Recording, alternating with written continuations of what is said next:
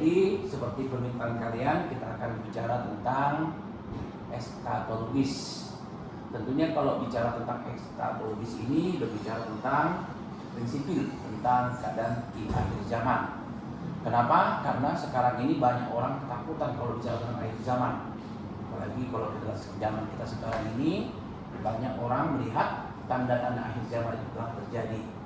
Dan itu juga yang menjadi daya tarik, apalagi dengan kita sekarang ini kaum muda lebih sering ingin menampilkan ataupun menghadirkan tanda-tanda akhir zaman. Oleh sebab itu, saya mengawali ini ya, bagaimana kita bisa mengerti peristiwa eskatologis.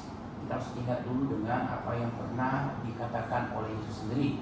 Di dalam Wahyu pasal 22 ayat 13 diterangkan di sana bahwa Ia adalah, Aku adalah Alfa dan Omega, yang pertama dan yang terkemudian, yang awal dan yang akhir. Tentunya kita tahu siapa itu Yesus Kristus. Di dalam prinsip kehidupan orang-orang percaya, Yesus adalah Tuhan dan Juru Selamat. Ternyata dalam peristiwa eskatologis juga diceritakan bahwa Yesus juga adalah Alfa, yang awal. Artinya dia ada di dalam peristiwa penciptaan. Dari yang tidak ada menjadi ada. Dan itu juga berarti peristiwa eskatologis itu juga terjadi karena ada awalnya. Ya, ada awal. Bukan berarti di tengah-tengah jalan, tidak. Diawali semua. Ya, jadi kalau kita bicara tentang eskatologis, sosok yang perkasa adalah Allah Bapa. Allah Bapa siapa? Allah Bapa yang menciptakan segala sesuatu yang tidak ada menjadi ada. Itulah. Demikian juga kita hubungkan dengan peristiwa Yesus Kristus. Allah Anak. Siapa Allah Anak itu? Di dalam diri Yesus adalah Allah yang menyelamatkan. Allah yang membuka kembali hubungan antara manusia dengan Allah. Demikian juga manusia dengan sesama. Itulah kedatangan Yesus Kristus. Demikian juga tentang Roh Kudus. Ternyata Roh Kudus juga itu juga adalah bagian dari ketunggalan tadi. Allah Bapa, Allah Anak, dan Allah Roh Kudus. Tentunya ketika bicara tentang yang awal, Yesus juga ada yang awal, dan yang akhir, Yesus juga ada yang akhir. Sekarang pemahamannya bagaimana? Tentunya seperti saya katakan tadi, ketika kita memahami bahwa peristiwa eskatologis itu dimulai dari penciptaan sampai dengan sekarang ini, tentunya yang kita inginkan adalah bagaimana kita bisa memahami bahwa Allah yang kita sembah adalah Allah satu. Ya, bukan tiga ya. Ini ketinggalan artinya kepribadian yang berbeda. Tugas berbeda tetapi Allah tetap menjadi Allah yang satu. Itu. Jadi artinya yang mau saya terangkan kepada anak-anak kami sini, adik-adikku semua sini, bahwa peristiwa eskatologis itu juga adalah bagian dari rencana Tuhan. Jadi jangan katakan, wah, kehidupan kita sebagai orang percaya itu tidak direncanakan oleh Tuhan. Tidak. Kita ada keberadaan kita sekarang ini juga itu karena ada rencana Tuhan untuk hidup kita. Ya, makanya jangan kaget, ya. Ada yang lahir, ada yang mati. Ya, ada yang hidup, ada yang mati. Artinya di sini yang ingin saya garis bawahi adalah semua peristiwa kehidupan kita ini Tuhan sudah mengatur. Jadi kalau adik-adikku semua sini, kok temanku masih usia muda, kok papaku masih atau ibuku atau keluargaku tiba-tiba sakit, kok masih muda, tidak bisa kita selami itu. Tapi yang kita tahu bahwa Tuhan ya menyertai kita. Iman kita menumbuh kembangkan bahwa semua itu pasti akan berlalu. Itu yang pertama. Yang kedua, tentang kepastian akhir zaman. Tadi saya katakan dari awal bagaimana peristiwa eskatologis ini juga bicara tentang akhir zaman. Coba kita renungkan bersama apa tanda-tanda akhir zaman. Ya, contoh gamblang, kekacauan. Kenapa? Karena Tuhan tidak menginginkan kekacauan di tengah-tengah dunia ini. Tapi mengapa manusia ini membuat kekacauan? Kita lihat dulu perang yang terjadi di Timur Tengah. Ya, kalau hati nurani kita sebagai orang percaya apa? Prinsip kita adalah cinta perdamaian. Tapi mengapa ada perang? Di balik itu semua ada apa? Apakah Tuhan tidak menciptakan perdamaian di dunia? Tuhan menciptakan itu. Tapi mengapa tidak ada perdamaian? Itu artinya apa? Inilah tanda-tanda akhir zaman.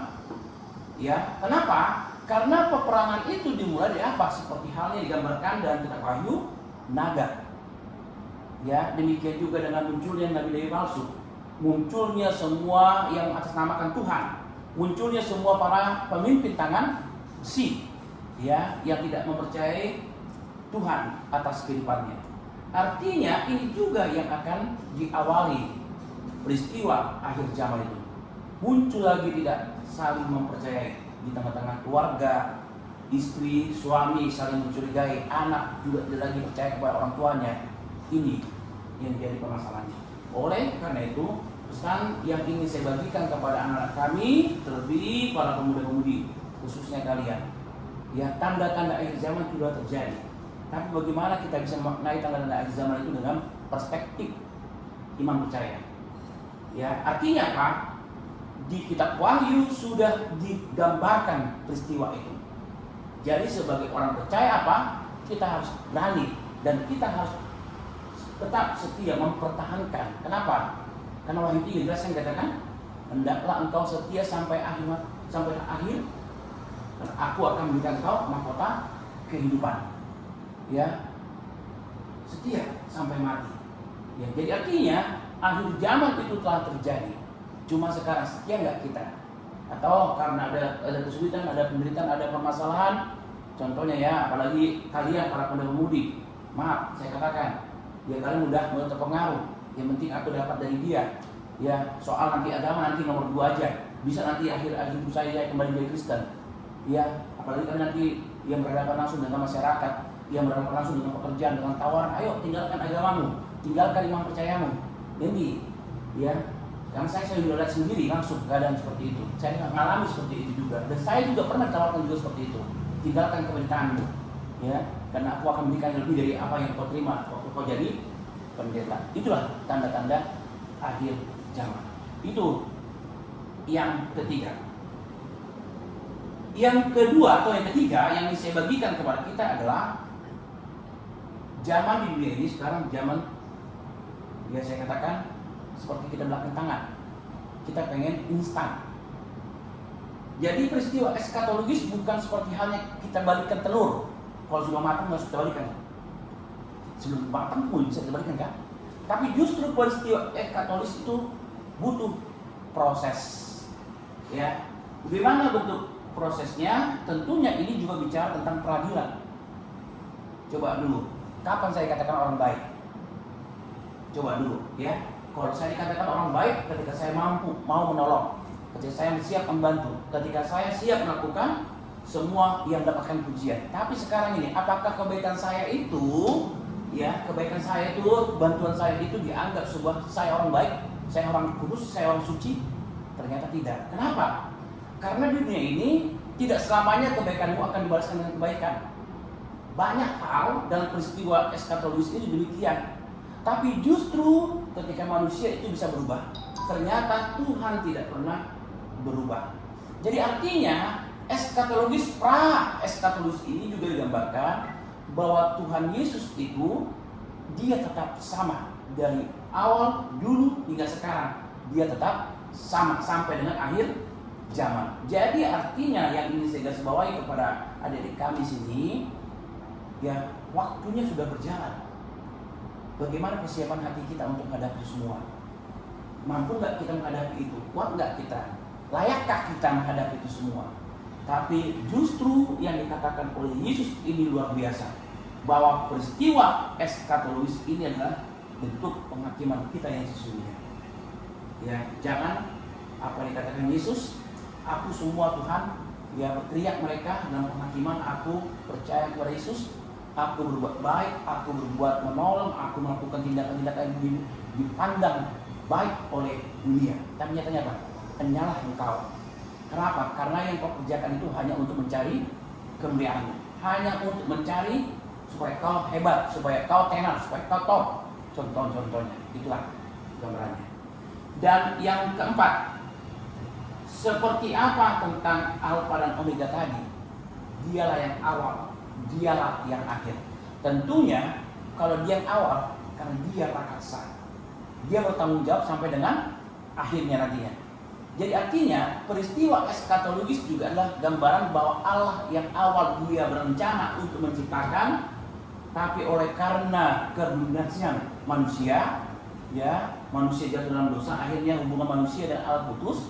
Tapi justru di dalam peristiwa eskatologis Allah memberikan pengharapan baru. Artinya apa? Hubungan yang selama ini putus telah dipulihkan melalui kematian kebangkitan Yesus Kristus dan dia terangkat ke surga. Demikian juga nanti Yesus juga akan turun kembali ke dunia ini untuk apa? Mungkin pertanyaannya, ya, apa Yesus datang ke dunia ini? Kalau ditanya kepada pemahaman agama lain, Yesus datang ke dunia ini, ya, untuk mengagamakan agamanya, ya. Tapi kalau Kristen sudah jelas dikatakan, Yesus datang kembali ke dunia ini untuk membawa orang-orang yang masih hidup, bukan orang yang mati, ya. Orang-orang yang hidup supaya apa? Supaya dia juga bisa seperti yang dialami oleh Yesus sendiri. Apa? Terangkat ke surga. Jadi artinya mungkin pertanyaannya, ya kan? Orang yang sudah mati kemana dia? Ya, Pengkhotbah pasal 10 jelas dikatakan, orang yang sudah mati rohnya kembali ke surga, ke Bapa. Debu kembali kepada debu. Debu kita kembali menjadi debu. Artinya, ya, kedatangan Yesus yang kedua kali ini ingin menyadarkan kita. Ya, supaya apa? Supaya kita juga bisa diperbaharui kehidupan kita. Artinya ketika Yesus datang kedua kali, dia akan membawa kita ke rumah yang telah dia janjikan, ke rumah Bapa di surga, tempat di mana tidak ada lagi air mata, tempat di mana tidak ada lagi sakitnya, tempat di mana tidak ada lagi penderitaan. Itu makanya kalau kita baca Wahyu pasal 21 jelas tegaskan, yang pertama yang dihapuskan oleh Tuhan adalah air mata. Ya, ingat ya. Sama halnya ketika kalian lahir, kan menangis kan? Bener nggak? Nangis nggak kita kalau lahir? Kalau nggak nangis, dokter pasti panik, keluarga pasti panik. Hanya dengar suara wah wah wah, udah awal kehidupan. Tapi ketika kita mati, ya, siapa menangis? Keluarga kita. Kita sudah tersenyum, kita sudah berbahagia. Ya, walaupun ketika kita lahir kan keluarga kita tertawa, wih udah lahir ya, selamat kan bahagia kan, walaupun sakit kan, ya, tapi justru ada kebahagiaan itu. Tapi ketika kita menutup akhir hidup kita, air mata kita sudah tidak ada lagi, tapi justru orang yang lain yang menangis. Artinya peristiwa eskatologis itulah bagaimana yang awal itu dia mulai dan dia juga mengakhiri untuk kehidupan. Dan yang terakhir, tentunya kita harus ingat peristiwa eskatologis ini sudah berlangsung, ya. Tapi kita lah sekarang ini sebagai orang percaya, tanda-tanda akhir zaman itu telah terjadi. Apa respon kita? Di saat dunia sedang penuh dengan pergolakan, apa yang kita perbuat? Ya, apakah hanya sebatas berdoa? Apakah hanya sebatas menyuarakan ayo? Ya, tapi sebagai orang percaya, jangan hanya berdoa saja tapi tidak berbuat. Ingat, iman kamu perbuatan adalah mati. Ya, jadi artinya, kau juga berdoa tapi tidak berbuat nggak ada artinya. Artinya harus laras, ora et labora. Ya, jadi artinya ketika kita bisa memahami peristiwa eskatologis itu adalah bagian rencana Tuhan. Ya, ingat apa yang dikatakan Yesus. Ya, memang engkau di dunia ini akan menderita. Yohanes 14 ayat 30. Tapi ingat, aku telah mengalahkan dunia. Artinya Yesus pernah ditolak? Pernah. Yesus pernah mengalami kelaparan? Pernah. Yesus pernah haus? Pernah. Yesus juga pernah dinudai, dipukul atau dihukum? Pernah. Bahkan dia juga pernah mati? Pernah. Ketakutan manusia itu kematian kan? Tapi justru oleh karena kebangkitan dia, semuanya telah selesai. Makanya dikatakan dalam 7 perkataan Yesus di kayu salib sudah selesai. Jadi artinya tidak lagi kita ragu dengan peristiwa eskatologis. Oleh karena itu maknai peristiwa eskatologis itu dengan bagaimana penyertaan Tuhan, bagaimana rencana Tuhan di balik itu semua. Kiranya Tuhan Yesus memberkati. Demikian keterangannya. Silakan ada itu kalau ada pertanyaan. Oke. Ya, stop aja dulu kalau memang ini. Jangan rekam lagi. Rekam kan?